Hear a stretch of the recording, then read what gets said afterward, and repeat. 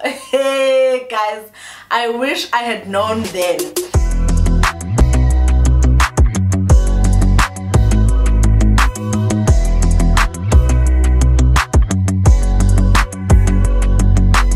Hi guys, welcome to another episode of Mbali Talks with me, Mbali Khumalo, your platform for all things business, fashion and lifestyle. Today's video is actually part 2 of the two-part series that I did on the kind of advice that I would be giving myself if I was still between the ages of 23 and or 25 years old.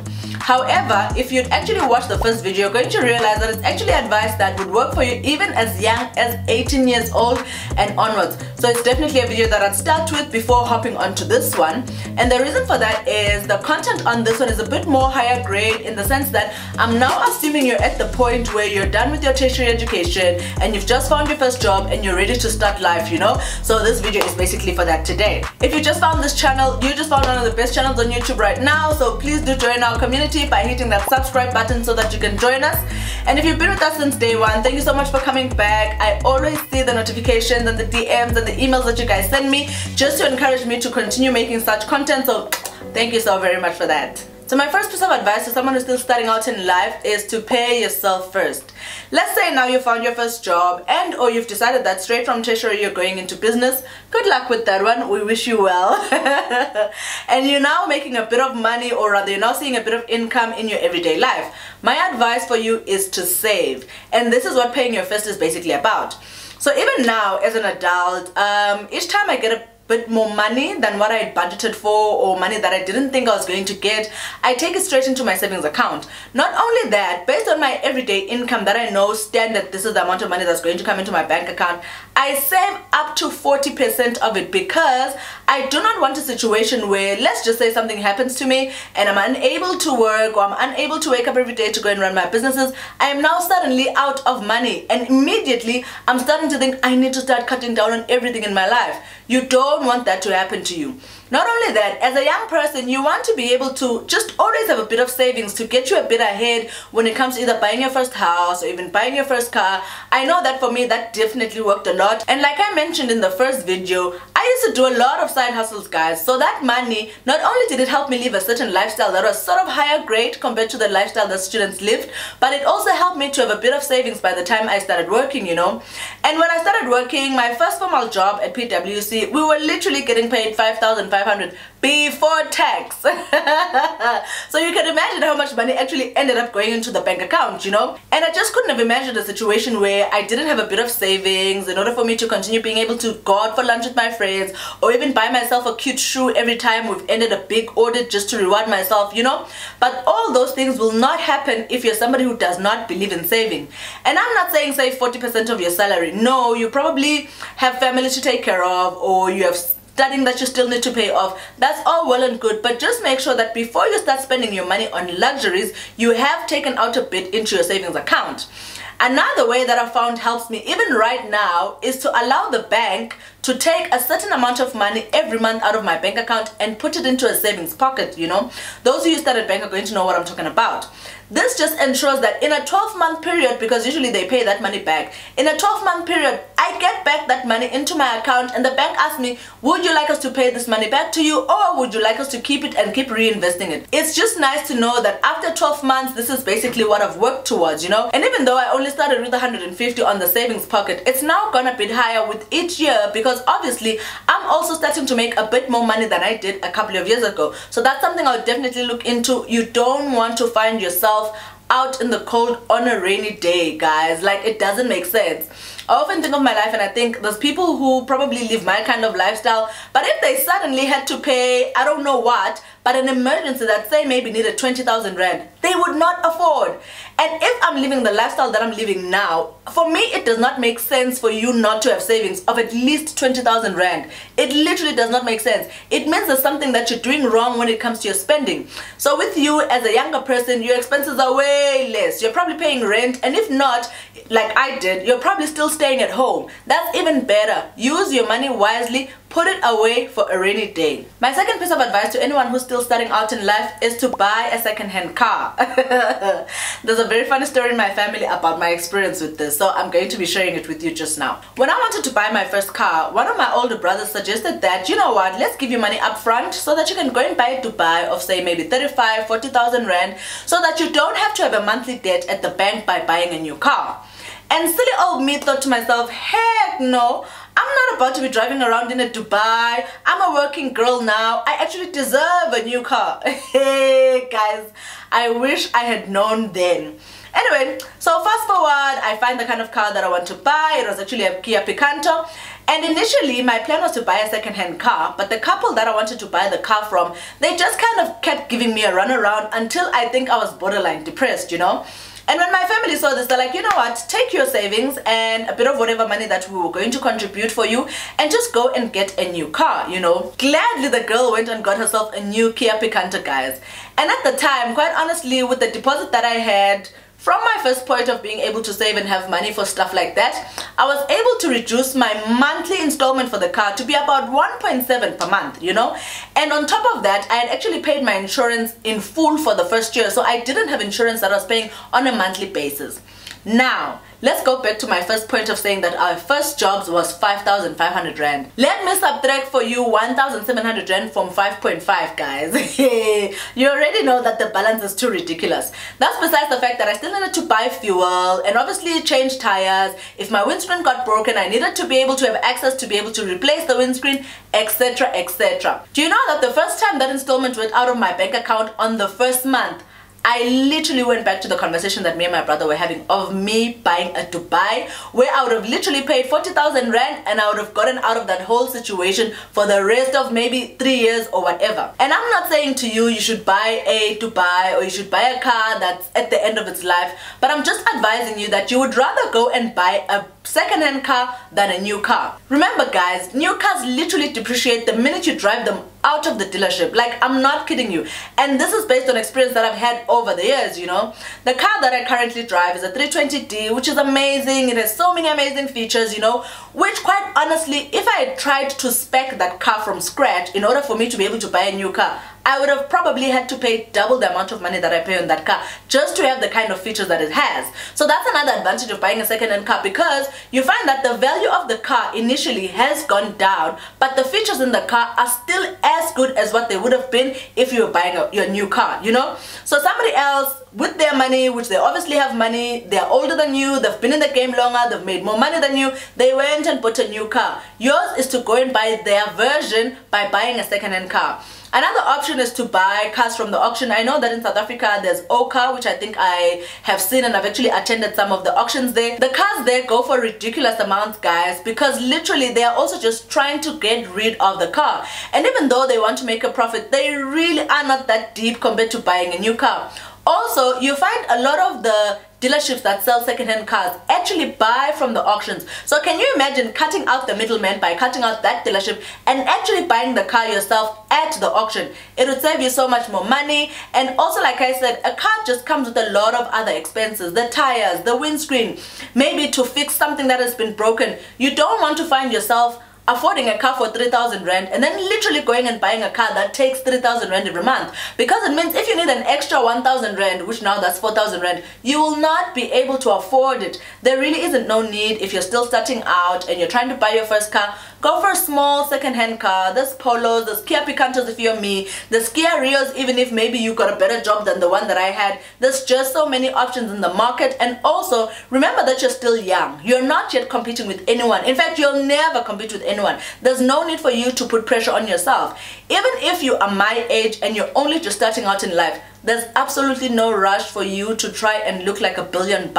Start small, start with what you have, and just enjoy the journey, guys. So I definitely have done that if I was still younger, and that's the advice I would have actually taken then. My third piece of advice is actually slightly controversial. However, I know that it's one of the first things that people start thinking of the minute they've bought their first car, you know, and that is to buy themselves a house.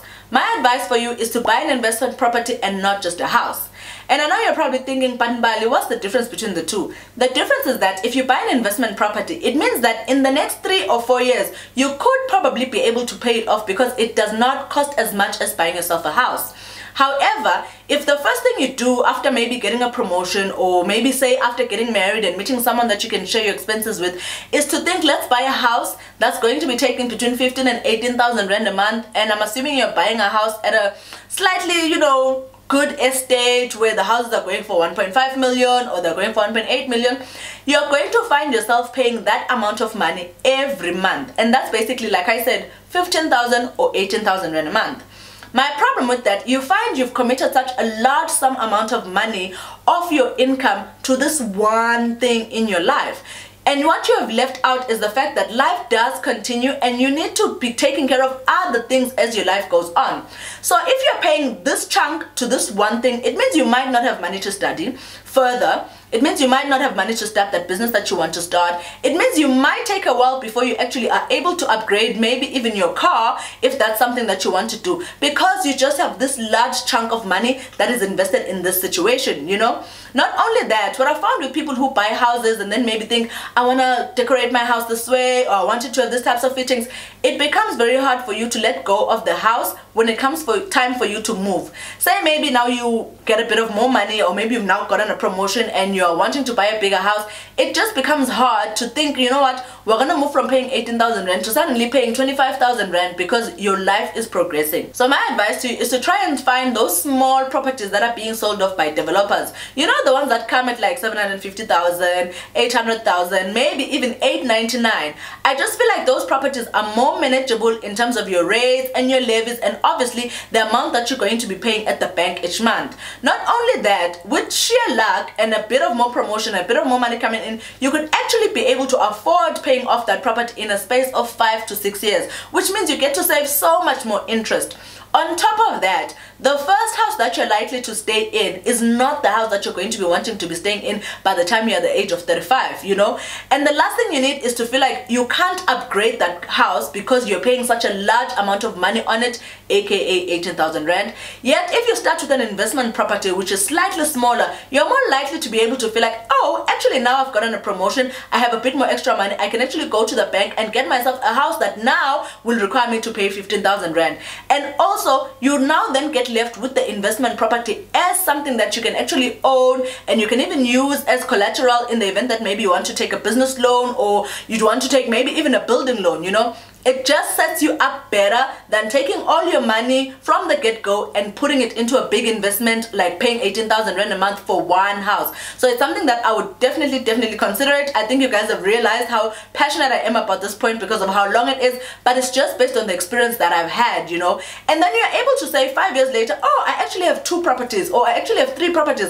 And you always wonder how people do it. That is how they do it, because sometimes in life it is hard to go from getting paid 15,000 rand to suddenly getting paid 40,000 rand in a space of 5 years. So I would definitely try to limit those kind of expectations by starting small, by buying investment property instead of an actual house. My fourth piece of advice is actually a bit more personal, and that is to advise you to build valuable friendships. And the only way to build valuable friendship is for you to be a valuable friend, So I know we've all been there, and people will often say, especially ladies, they're going to say, I don't like having friends who are women are backstabbers. And that's not to say I've not experienced it in my life. Trust me, I've had my own share of dramas when it comes to girlfriends, But I do know the value of finding a friendship or a sisterhood that is solid, that is based on sustainable values, that is based on consistency, that is based on trust and all the like. But I know that I would not be able to share in those things if I myself were not that kind of a person, And I know it's easy for you to feel like, oh my goodness, we're all friends, and then suddenly our lives should all be taking the same direction. But I'm here to tell you that life is not a group assignment, honey. There's people that are going to go on to be chartered accountants, like some of my friends. There's people who are going to go on to be entrepreneurs, like me. There's people who are going to go on to be mothers, Some of us don't have kids. But all those things do not then necessarily mean that we are suddenly so different from each other, because we do have shared values that create a valuable friendship between us, And you can take it for granted when you're younger to feel like, oh my gosh, this friend comes and goes. But if your friends always come and go, trust me, there's something that you need to be doing to sit back with yourself and find out why. Because sometimes, for all you know, you are the reason that people keep coming and going in your life. And I'm not saying cling on to people who are not exactly giving you the kind of friendship that you want. Heck, let those people go. But just make sure that the people that you end up keeping, even if it's a small circle, like my closest friends are probably 7 people around the world. But with those 7 people, I'm able to create the kind of world and the kind of community that nurtures me, that also allows me to have fun, that also allows me to share in different experiences, because we are not headed in the same direction, but we still respect each other's respectable lives, you know. So I definitely look into that. It's something that when you're older, you get to really appreciate, knowing that you have people or someone that you can call on at any given point in time. And with my friends, I know that it's not all of them that have the same traits. So I know where I'm going to get this from, or where I'm going to find this from, or when I need help with this, where to go. But at the end of the day, they just create a very working system around me, the same way that I contribute to their own working system when it comes to friendships. So definitely build valuable friendships, even if you're doing it from a young age. And to be quite honest with you, some of the friends that I had when I was younger, they're not my friends anymore. And I made peace with it, but it didn't make me bitter enough not to make other friends or to make other sisterhoods. I went on and met other people who were actually vibing with me, you know. I found my own tribe, and that has worked out for me very well in life, and I would never trade that for anything in the world, you know. So I would definitely look into that one as you're growing up. My 5th piece of advice is actually something that's very close to my heart. Anyone who knows me will tell you how very passionate I am about this next point, and that is to love yourself first before, so that you know how you want to be loved, you know. And this is a point that is basically based on a couple of experiences that I've had growing up, where I just felt like as a young person, it was easy for people to want to focus on finding relationships and finding the one. Yet in fact, I feel like you are young, you don't even know yourself, you know. So how are you going to be able to love somebody else when you can't even love yourself? And what I found is people feel like, oh no, I'm getting to know this person and I'm going to teach them how to love. You cannot love someone with your insecurities. Because sometimes that's what I think it is. I think you're clinging on to this person and the relationship is not working because you are afraid that they're going to leave, or they're going to see you for who you really are. But if you are loving yourself, you're getting to know yourself, you're getting to grow with yourself, you're getting to know what you like, what you don't like, you're even getting to know the kind of love language that you want in your life by practicing it on you. Only then will you be able to tell the other person that, hey, this is actually how I want to be loved, you know, because our love languages are not the same. And I often feel like even if somebody were to love you with all their heart, but if they don't love you with your kind of love language, you will never feel loved. You will always feel like something is wrong with the relationship, or they are not doing the best that they can, etc., etc. And the only way to be able to defeat that kind of feeling is to know what kind of person you are. How do you know what kind of person you are? Know how you want to be loved. Treat yourself that way, you know. And I'm laughing because on Facebook, my personal Facebook page is actually called Princess Mbalinxumalo. And people often ask me, how are you a princess, or are you part of the royal family? I'm like, no, princess is how I want to be treated, because that's how I treat myself. And people who follow me on Instagram will sometimes tell you that when I spoil myself with something, I'm going to write anything you want, princess, because that is my motto to myself. I treat myself like a princess, and therefore anyone who comes into my life is going to be able to tell that, oh, actually this girl has this and this and this type of standard, you know. So they know that that's the standard they need to also try to live up to. And I'm not saying everybody's going to be perfect. Some people are just going to deliberately not want to love you, and that's on them. But if you know that this is how you want to be loved, you'll be quick to be able to see a relationship that is not giving you that kind of love. And what do? You pack up, you say your goodbyes, you wish them well, instead of staying there and trying to configure them into a person that's going to love you the way that you want. They will never do that, guys. Like, it's never going to happen. And the sad part is trying to love someone who also has not met themselves, which basically means you're trying to love someone who's in the discovery stage of their life. And discovery stage has nothing to do with age. You could literally meet someone in their 40s and they could still be discovering themselves. And there you are, trying to put up with them, trying to love them. You're loving the wrong person, because the person doesn't even know how to love themselves, or rather, they don't even know who they are. So who exactly exactly are you loving, you know? And like I said, I could literally go on and on with this point, but it's something that I'm very passionate about. And previously in my relationships, people would feel like, oh my gosh, you always seem like you get guys that love you, or you always know how to make a guy fall in love with you. It's not that. It's because when someone comes into my life, I usually tell them this is how I am, because obviously there's the get to know each other stage. But if I get to know the person and I realize, well, actually they will never be able to love me the way that I want to be loved, I let them go. I say my goodbyes and I send them on their way, because I figure somewhere out there there's somebody who's going to understand my kind of love language, and they're going to be willing to commit themselves to that kind of language the same way that I would be able to commit to giving them the kind of love that they want, you know. So for me, it just boils down to being able to love yourself first before you can love anybody else, because you can't really pour into other people's cups if you're also an empty cup. So that's one thing I would definitely be taking with me as a young person going forward, to say, you will not be able to find the type of person who's going to love you the way that you want to be loved if you don't know how you want to be loved, or if you have not found yourself, you know. With that said, this brings us to the end of our episode today. I hope this episode has really helped you to just get a clearer picture of the kind of mistakes that maybe I made, so that you don't get to make them, or even how you can reverse them if maybe you find yourself in a situation where you've already gone through some of those mistakes. Or even better, you are young and you're still starting out, you literally have the world at your feet, so you can take all these tips and find yourself probably living a better life than some of us did when we were your age, you know. If you made it to the end of the video, thank you so much for sticking by. I hope that you've hit that subscribe button so that you can join our community and turn on those notifications so that you don't miss out on anything that happens on this channel here, honey. And please don't forget to like and comment and tell me which part of the video spoke to you the most, and or what other content you'd like to see on this channel going forward. Other than that, I'm going to see you on the next video, and thank you so much for tuning in. Cheers.